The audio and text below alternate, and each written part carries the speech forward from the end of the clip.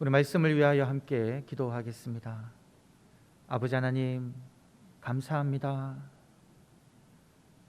하나님을 찬양합니다. 주의 말씀을 들려 주시옵소서. 주의 말씀에 우리의 마음이 믿음으로 반응하게 하여 주시고 순종을 결단하게 하여 주시옵소서. 온전히 주님의 말씀만이 선포되어지는 복된 시간 되게 하여 주시옵소서.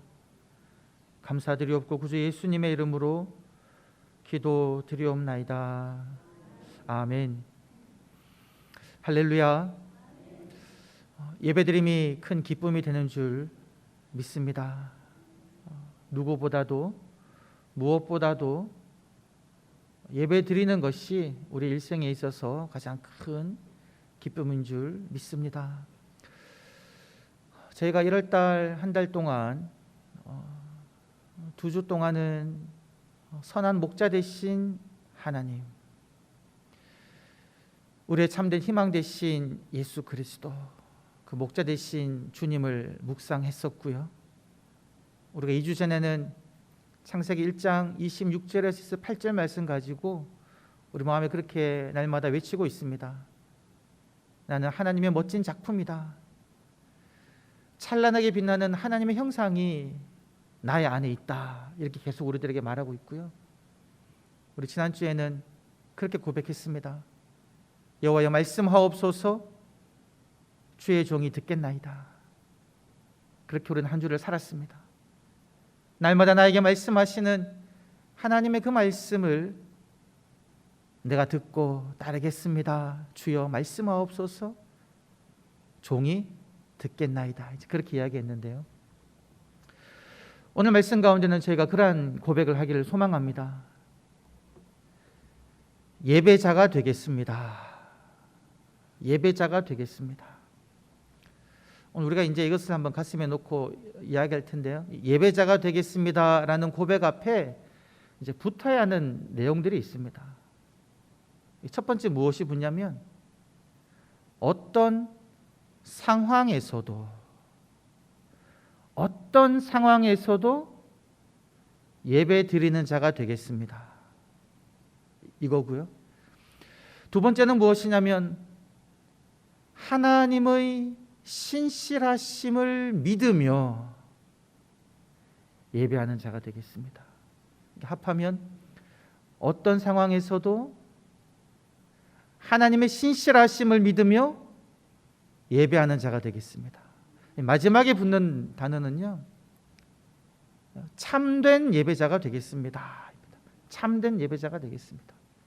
제가 한번 전체를 한번 같이 한번 제가 전체를 한번 연결해서 말씀드려 보겠습니다. 어떤 상황 속에서도 하나님의 신실하심을 믿으며 참된 예배자가 되겠습니다. 한번 같이 따라해 보실 수 있을까요? 가슴에 손을 얹고, 말은 조금 달라도 되지만 한번 연결시켜서 스스로 고백하는 말씀을 하나님께 고백드려 보겠습니다. 어떤 상황 속에서도 하나님의 신실하심을 믿으며 참된 예배자가 되겠습니다. 아멘. 이라는 은혜가 우리 모든 영동교회 성도님들 가운데 또 이 한국교회 가운데 있기를 간절히 소망합니다. 우리가 이제 역사서를 읽어보면요, 그 역사서에 등장하는 여러 문장들을 평면적으로 읽을 때가 많이 있습니다. 제가 예를 들어 우리가 이제 한국 근현대사를 읽어보면 그 개항을 하기 전후로 일어났던 여러 중요한 사건들이 이제 사건별로 묘사되고 있습니다. 예를 들면은 그 천주교 신부를 죽인 것에 대한 그 책임을 묻기 위해 프랑스 군대가 쳐들어옴으로써 일어났던 병인 양요가 있었고요.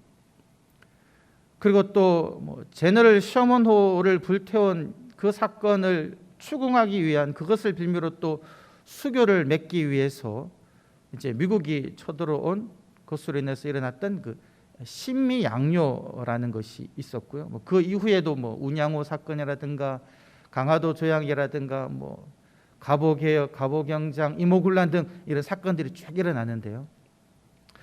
예를 하나 들어서 이제 역사책에 그렇게 기록되어 있는 구절이 있습니다.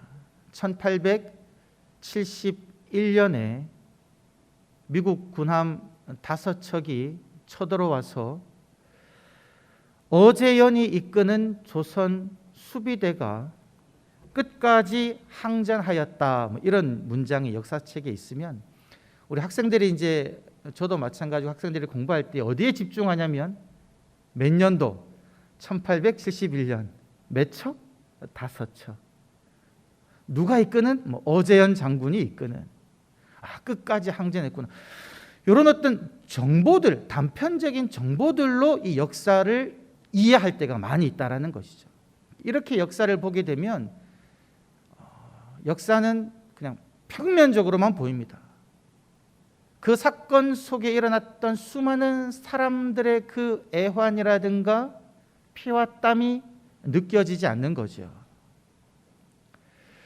제가 이제 강화도에 가보면 강화도에 그 초지진이라는 곳이 있는데요. 그곳이 그 사건들이 일어났을 때에 방어를 했던 그런 곳인데요. 거기 보면 포탄 흔적이라는 편말이 붙어 있는 그 편말이 있는데요. 거기에 어떤 내용이 있냐면 이곳에서는 병인양요, 신미양요, 운향호 사건 때 포탄에 맞은 노송과 성벽이 있는 곳이다. 이런 설명이 붙어 있습니다. 그래서 이제 그곳에 가서 포탄에 맞은 노송이라든지 성벽에 남아 있는 그 포탄 자국을 직접 바라보면서 한편 그 당시를 상상해 보면요.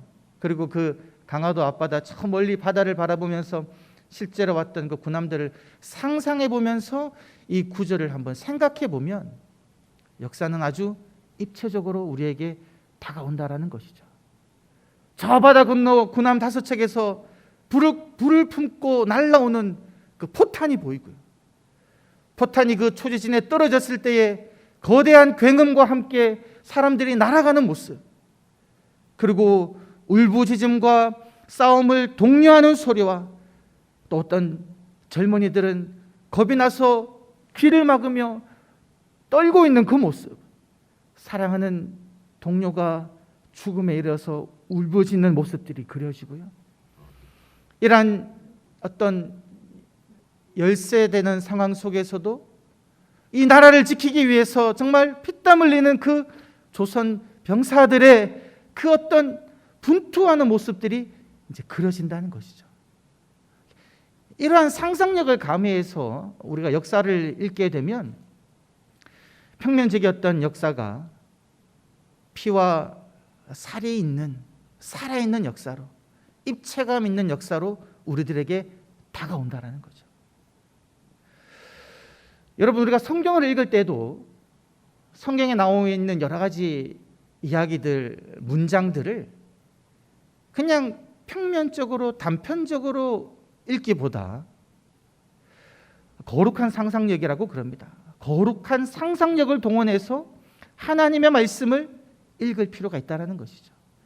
그렇게 하나님 말씀을 읽으면 때로는 밋밋했던, 그냥 평면적이었던, 나와 상관없어 보이던 그 말씀들이 정말 피와 살을 가지며 살아있는 그러한 생동감 있는 말씀으로 우리에게 다가와서 나에게 말씀하는 그러한 경험을 하게 된다라는 겁니다. 우리가 성경 읽을 때 이제 그렇게 읽어야 되는 거죠. 오늘 말씀을 보게 되면 8장 20절에 그러한 내용이 나옵니다. 이제 홍수가 맞춰지고 땅이 다 마르고 난 다음에 8장 20절에 어떻게 시작하냐면 노아가 나와서 제단을 쌓고 정결한 짐승과 정결한 새 중에서 제물을 취해서 번제로 제단에 드렸다. 이제 이런 구절이 나오죠. 제단을 쌓고 제물을 잡아가지고 이 번제로 제물을 드린 겁니다. 이렇게만 읽으면 이 성경 구절이 되게 그냥 무미건조하게 우리에게 다가올 수가 있습니다. 그런데 한번 우리가 그 노아가 홍수가 끝나고 난 이후에 방주를 나와서 제물을 잡아 번제로 제단에 드리는 그것을 한번 상상해 보면요, 지금 노아가 처해 있는 상황이 그냥 평온한 상황은 아니다라는 겁니다. 그냥 제단을 쌓고 제물을 잡아서 번제를 드리는 이런 것이 아니었다라는 것이죠. 노아가 방주에서 나왔을 때 그 주변 정황이 어떠했겠습니까? 홍수가 땅을 뒤덮었지요. 1년이란 시간이 흘렀습니다. 주변을 바라보면 에덴 동산처럼 아름다운 녹음이 우거진 들짐승들이 뛰어노는 그런 세상이 아니었다라는 거죠. 홍수가 지나가고 난 다음에 흙이 온 지면을 덮고 있었을 것이고, 큰 나무들은 물에 젖어서 잎사귀는 축 처져져 있었을 것이고, 많은 나무들이 그냥 뿌리가 뽑힌 채 쓰러져 있으면서 큰 바위에 걸려서 막 쌓여 있는 그러한 모습이었을 것이다 라는 거죠. 더구나 더 안타까운 것은 무엇이냐면, 드러난 땅에서 여러분 무엇이 보이겠습니까? 죽어있는 동물들의 사체라든지 사람의 시체들도 또한 보이는 그러한 상황이었을 것이다 라는 것이죠. 그러한 상황 속에서 노아는 돌을 집어내어서 제단을 쌓고 짐승을 잡아서 번제로 제사를 드리는 고 있었다라는 거죠. 여러분, 노아가 방주 속에서 1년 동안 있었는데요, 거의 1년 한 10일 정도가 있었는데 1년 1개월이죠. 그런데 이제 그 기간 동안 어떻게 지냈을까? 방주 속에서. 여러분, 당시 노아 시대 전에 조상들을 보게 되면 짐승을 잡아서 불태워 드리는 그런 제사 예배였죠. 근데 방주 속에서는 짐승은 많았지만 평소 드리는 그러한 제사를 드릴 수 없었던 그런 상황이었을 것입니다. 제물을 잡아서 하나님께 불태워 드리고 싶지만 드릴 수 없는 상황에 있었을 것이고요. 또 한편으로 생각해 보면 과연 노아가 이 방주 속에서 평소 드리고 있던 그런 번제를 드리라는 마음이 생겼을까? 또 한번 생각해 볼 수가 있습니다. 여러분, 지금 살아남은 사람은 누구만 살아남았습니까? 노아와 그의 가족들만 살아남았습니다. 노아가 600년을 살았는데 그 600년이나 살아가는 동안 친구 하나 없었을까요? 이웃들이 없었겠습니까? 근데 그가 방주를 짓고 물이 차오르고 있을 때에 배가 뜨기 전에 얼마나 많은 사람들이 그 방주의 문을 두드리며 노아를 외치며 나 좀 태워달라고, 살려달라고 그런 소리를 들었겠습니까? 그럼에도 불구하고 노아의 마음은요, 어땠을까요? 하나님께 물었을 것입니다. 하나님, 저 친구 제 평생 좋아했던 친구인데 태워주면 안 되나요? 나의 이웃, 함께 식사하고 함께 농사지었던 저 사람 지금 태워달라고 하는데 주님, 태워주면 안 되나요? 묻지 않았을까요? 그런 기도를 드렸으리라 생각합니다. 그런데 그때도 하나님께서 무엇이라고 말씀하셨을까요? 안 된다라는 거죠. 안 된다. 문을 열면 안 된다. 너희 가족만 구원받는다. 그때 노아가 춤을 추며 감사하며 하나님께, 하나님 우리 가족만 구원해 주셔서 감사합니다 라고 외쳤을까요? 아니면 아니 하나님, 의로우신 하나님, 사랑의 하나님, 왜 저들을 다 멸하시려 하십니까? 그런 기도를 드렸을까요? 저는 생각하기를 노아가 의로운 사람이요 당대의 완전한 사람이라는 평가를 받고 있기에 상식적으로 생각해 보았어도 노아는 후자에 가까웠을 것입니다. 하나님에게 끊임없이 질문하였을 것이다라는 것이죠. 왜 이런 재난을 이 땅 가운데 주십니까? 하나님, 왜 나를 선택하셔서 나로 하여금 이런 큰 고민을 하게 하십니까? 왜 저 사람들은 구원하지 않습니까? 내 사랑하는 친구들, 내 사랑하는 이웃들의 외침을 왜 들어주지 않으십니까? 라고 말하면서 어쩌면 하나님의 사랑에 대한 회의를 품을 수도 있었을 것이다 것이죠. 이것이 지금 아브라함이 처한 상황이었다라는 겁니다. 여러분, 그러한 고민을 이 노아가 하면서 그 방주 속에 지냈는데, 이 기간이요, 여러분, 뭐 한두 달이 아니지 않습니까? 1년 1개월이 지나갔는데, 우리가 성경에 이제 그 홍수의 사건들을 기록한 그 이야기들을 쭉 읽어보면, 비가 한 40일 동안 내렸고 물이 150일 동안 이제 차 있다가 7월 17일 날 홍수가 일어나고 한 6개월 뒤에 이 배가 아라랏산에 머무르게 됩니다. 이제 배는 더 이상 물에 떠다니지 않는 거죠. 딱 멈추었습니다. 그때부터 이제 물이 빠지기 시작했는데, 물이 확 빠져버린 것이 아니라 그때부터 시작해서 나오기까지 장장 7개월이 걸립니다. 이 7개월이라는 기간 동안 노아가 무엇을 했느냐? 성경을 보게 되면 물이 줄었더라라는 기록도 나오고 노아가 세대를 보낸 것도 나오고 하는 걸로 보아서, 노아는요, 이 7개월 동안 아마 매일 아침마다 그 방주에 있는 창에서 이 세상을 바라보았을 것입니다. 물은 언제 다 줄어드느냐? 언제 내가 나갈 수 있을까? 근데 여러분, 그 아라랏산에 머물렀던 그 노아 방주에서 바라보는 세상의 모습은 어떠한 모습이었을까요? 아침마다 바라보는 그 모습은 아주 아름답게 떠오는 햇살을 맞으며, 오늘날로 말하면 커피 한 잔 기울이며 분위기 좋게 아침을 맞이하며 새로운 날을 느끼는 그런 감흥을 느끼는 그런 날이 아니었을 것입니다. 7개월 동안 매일매일 그 아침마다 이 노아가 보는 장면은요, 물이 줄어드는데, 물이 줄어서 뭇이 드러날 때마다 그 뭇에서 보이는 것은 무엇이었겠습니까? 차오르는 물을 피해서 높은 곳으로 도망가는 그 많은 사람들과 그 동물들이 그 산꼭대기에서부터 이제 죽어 있는 모습이 있지 않겠습니까? 물이 줄 때마다 드러나는 뭇에서 보이는 것은 죽어 있는 그 사체들이라는 것이죠. 너무나 참담한 모습이다라는 겁니다. 안타까운 모습이다라는 것이죠. 그러다 어느 날은 그가 발견했을 수도 있습니다. 저기 내 아는 사람인데. 그런 안타까운 마음으로 7개월을 아침마다 밖을 바라보며 지내는 시간을 이 노아와 그의 가족은 보내고 있었다라는 것이죠. 그때 여러분, 노아는 하나님께, 하나님 왜 저를 살려주셨습니까? 왜 이러한 일이 일어났었습니까? 끊임없이 고민하고 생각하는 실존적 고민을 하고 있었을 것입니다. 그러한 고민을 1년 동안 보내는 동안 이 노아가 깨달은 것이 무엇이었을까 생각해 보면, 그 창밖으로 보이는 참담한 그 상황들, 비참한 모습들, 그리고 방주의 문을 열고 나왔을 때 그의 눈에 보이는 황폐화된 그 내 주변을 바라보면서 노아가 느꼈던 것은 죄의 결과가 얼마나 참혹한지를 깨달았다라는 것이죠.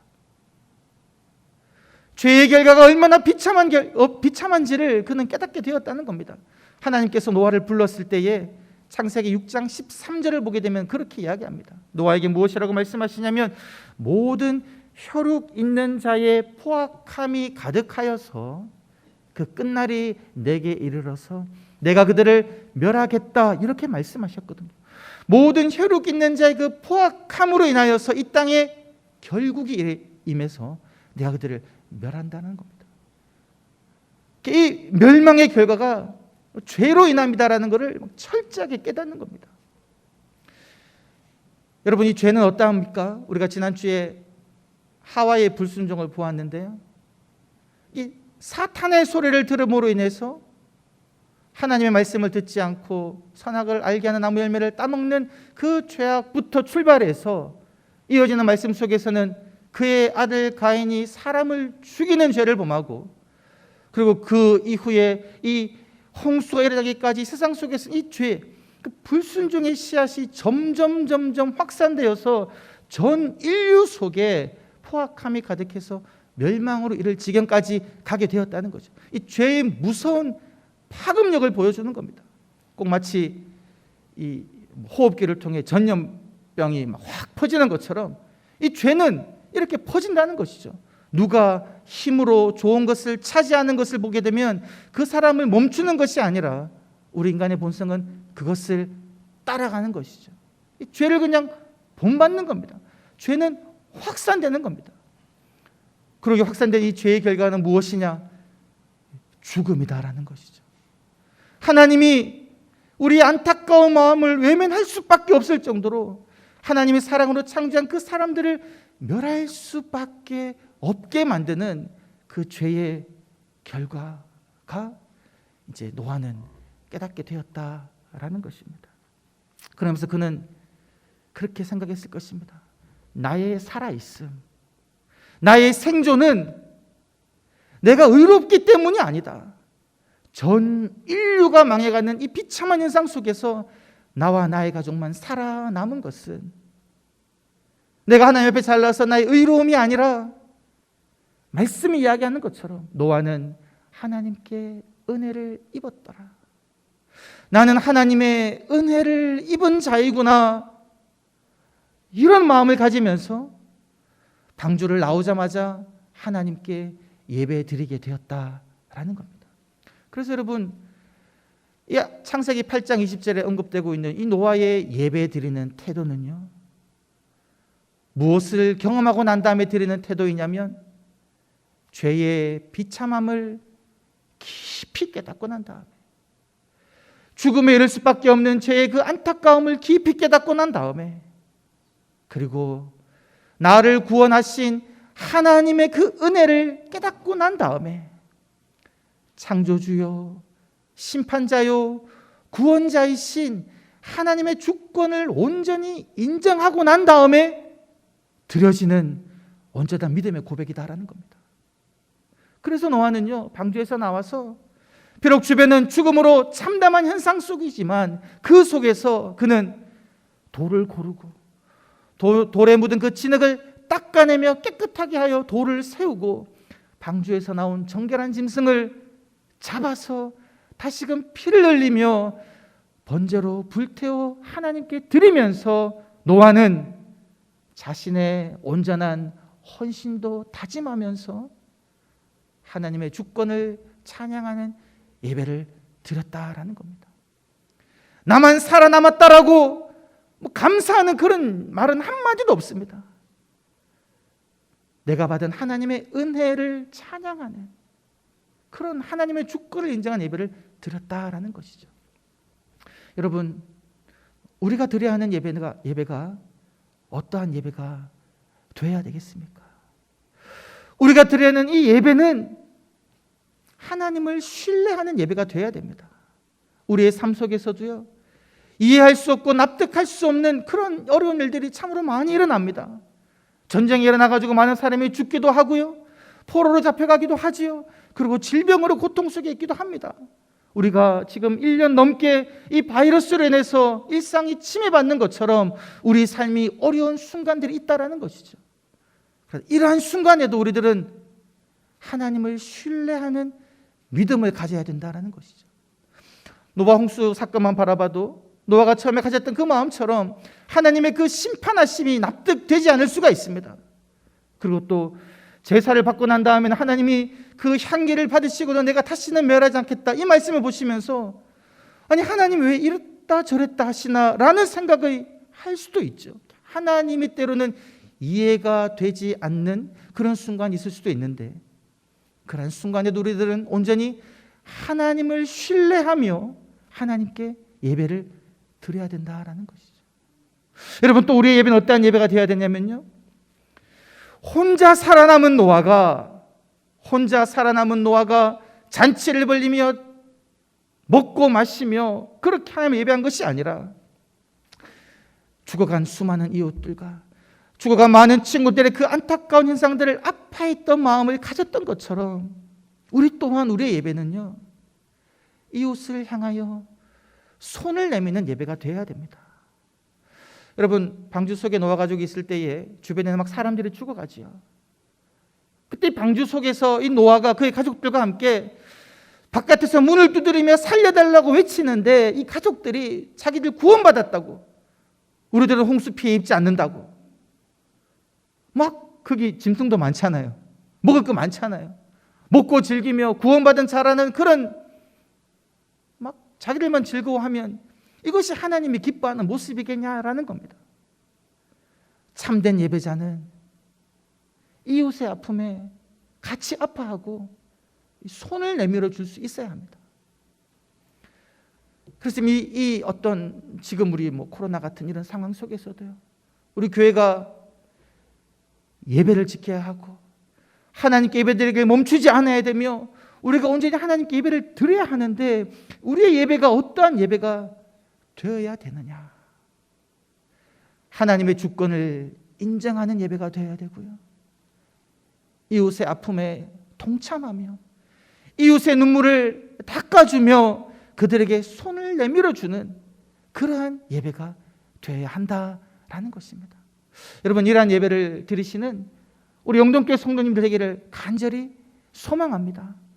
지금 우리가 10%만 예배를 드려야 돼서 아마 오시는 분들 원하는 예배 시간에도 못 오시고 어떤 분들은 지금 샬롬을 해서 예배 드리시는 분들도 계실 것입니다. 어렵고 불편하지요. 그러나 왜 우리가 이러한 방식으로 예배를 드리는 겁니까? 이웃의 고통에 외면하지 않기 위해서 이러한 방식으로 예배를 드리는 거죠. 그러나 왜 우리가 이러한 방식으로라도 예배를 드리고자 합니까? 하나님의 주권을 인정하기 때문에 그렇습니다. 살아계신 하나님을 예배하는 예배를 우리가 멈출 수는 없기에 가정에서, 때로는 영상으로, 때로는 인원 제한을 지키면서라도 우리들은 예배를 드리는 것이죠. 이러한 참된 예배를 날마다 드리시는 저와 여러분 되시기를 간절히 축원합니다. 어떤 상황 속에서도 하나님의 신실하심을 믿으며 참된 예배를 드리시는 저와 여러분이 되시기를 주의 이름으로 간절히 축원합니다. 살아계신 아버지 하나님, 날마다 예배를 드리게 하여 주시옵소서. 나의 삶 속에서 생명 다해 목숨 다해 아버지께 예배드리게 하여 주시옵소서.